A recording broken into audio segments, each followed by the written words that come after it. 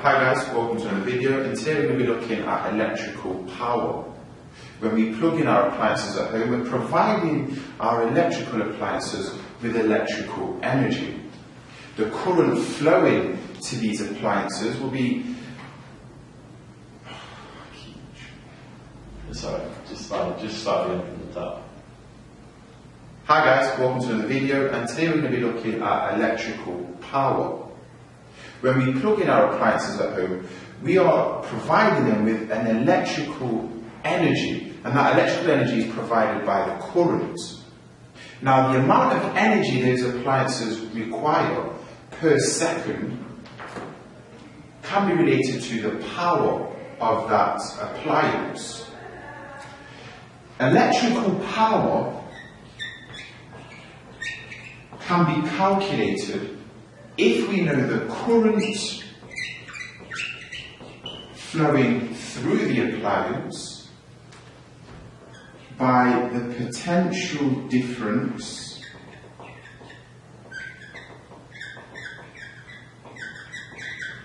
across the appliance. This equation on your exam sheet, where we use power to represent P, current is represented by the symbol I, and potential difference is represented by V.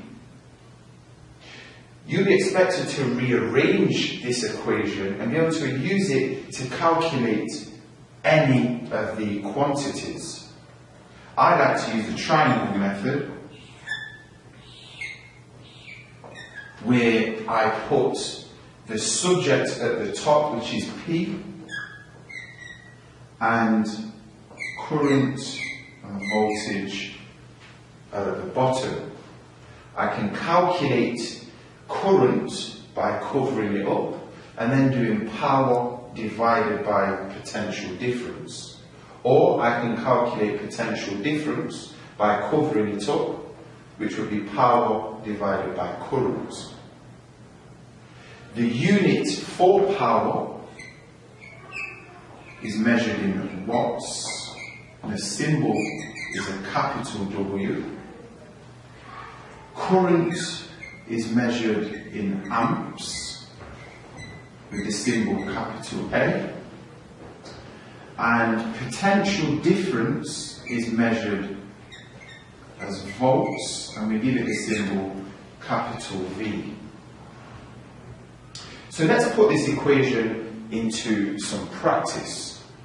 A typical exam question could look like this, and it would say, calculate the electrical power of a kettle that has a potential difference of 24 volts and a current flowing through it of 2 amps. Well, quite simply, I'd write my equation out. Power is equal to current times voltage, and I can then put the numbers into the right places. The question is asking me to calculate power. The current is 2 amps, and my potential difference is 24. Which, if I use a calculator, it's just simply 2 times 24, which gives me a power of 48 watts.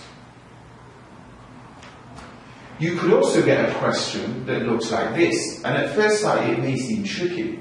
It says, calculate the fuse that we need for an appliance with a power rating of 100 watts and a potential difference of 23 volts. Well, from our previous video, we know that there are only 3 types of fuse. There's a 3 amp fuse, there is a 5 amp fuse, and there's also a 13 amp fuse. So we've got to choose which one would be best for our appliance. But before we can work out which fuse to use, we have to know the current flowing through the appliance. Again, we can use our equation which is power is equal to current times voltage. I can put that into my triangle.